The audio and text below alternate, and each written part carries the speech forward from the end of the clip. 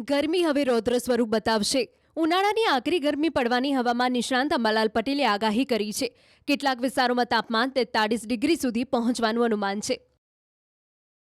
આગામી દિવસોમાં વાતાવરણમાં જોવા જઈએ તો ગરમીનો આતંક વધવાની શક્યતા રહેશે.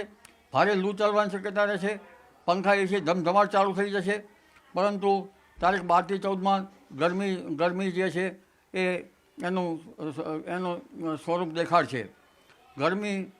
ગરમીનો આતંક લગભગ ધીરે ધીરે તારીખ 12 થી 20 વધતો જશે અને મધ્ય ગુજરાતના ભાગોમાં તો ગરમી અને ઉકળાટ ઘણો રહેશે.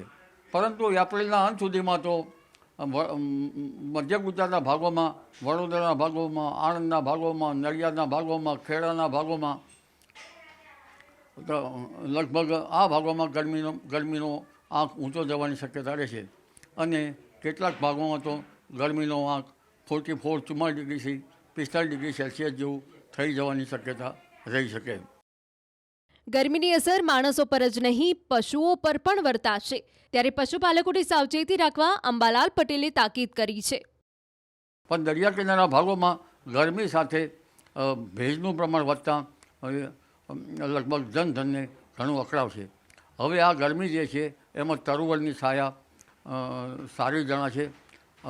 વાડામાં રાખેલા ઢોર માલધારીઓમાં ગરમીના કારણે સાચામાં ઈર્ષ રહે, કારણ કે ગરમીના કારણે ગાભ અવસ્થામાં આવેલા ઢોર પર તેની અસર થતી હોય છે. આ ઉપરાંત ગરમી અંગે જોવા જઈએ તો દક્ષિણ ગુજરાતના ભાગોમાં પણ ભરૂચ અને નવસારીના ભાગમાં ગરમી રહે. કોઈ ભાગમાં ગરમી 41 ડિગ્રી સેલ્સિયસ કે તેથી ઉપર થવાની શક્યતા રહે. આ ઉપરાંત આહવાના વલસાડના ભાગમાં પણ મહત્તમ તાપમાન 37-38 ડિગ્રી સેલ્સિયસ કે તેથી ક્યાંક વધુ રહેવાની શક્યતા રહે. 16-17 એપ્રિલ બાદ હવામાનમાં પલટાની અંબાલાલ પટેલે આગાહી કરી છે.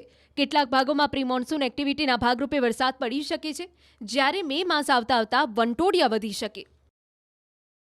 તારીખ 16-17થી બીજો પશ્ચિમ વિક્ષોભ આવતા ગુજરાતમાં વાદળો આવવાની શક્યતા રહેશે અને તારીખ 18, 19 કે 20, 18થી 22માં પશ્ચિમ વિક્ષોભ આવવાની શક્યતા રહેતા તેની અસર ગુજરાતના ભાગોમાં થવાની શક્યતા રહેશે.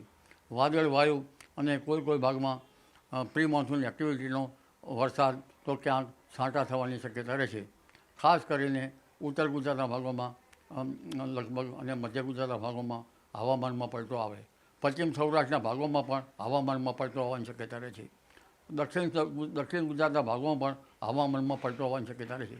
તારીખ 26 એપ્રિલ બાદ પણ હવામાનમાં પલટો આવવાની શક્યતા રહે છે અને દેશના ઘણા ભાગોમાં આ જે હવામાનમાં પલટાથી વાદળ વાયુ અને ક્યાંક વરસાદ થવાની શક્યતા રહેશે.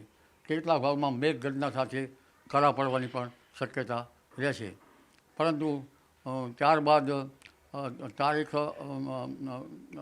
મેની શરૂઆતમાં અને તારીખ 11થી 20 મેમાં આરબની કાળી ગાંઠી ચડી આવશે અને વંટોળિયા ચડી આવશે. હવે ધીરે ધીરે પવનની ગતિ એટલી રહેશે કે કાચા મકાનના સાપના ઉડી જાય તેવી પવનની ગતિ મે માસ સુધીમાં આવતા થવાની શક્યતા રહેશે. લગભગ મે માસમાં બંગાળ ઉપસાગરમાં ખતરનાક વાવાઝોડા થવાની શક્યતા રહેશે. અરબ સાગરમાં પણ એક ચક્રવાત થવાની શક્યતા મે અને 20મી જૂન વચ્ચે થવાની શક્યતા ગણી શકાય. જો કે તેનો માર્ગ ઓમાન તરફ હોય તો તેની અસર ઓછી થવાની શક્યતા રહેશે. હવે સી સરફેસ ટેમ્પરેચર ધીરે ધીરે વધશે. લગભગ સી સરફેસ ટેમ્પરેચર 30 થી 32 ડિગ્રી સેલ્સિયસ થતાં અરબ સાગર અને બંગાળ ઉપસાગરમાં હલચલ જોવાની મળશે. મલ્ટિપલ સાયક્લોનિક સર્ક્યુલેશન ગરમીના કારણે જણાશે અને એકાએક ખંડ વરસાદ કોઈ ભાગમાં થતો જોવા મળશે. એટલે હવે ગરમીની સાથે પ્રી મોન્સૂન એક્ટિવિટી પણ જણાશે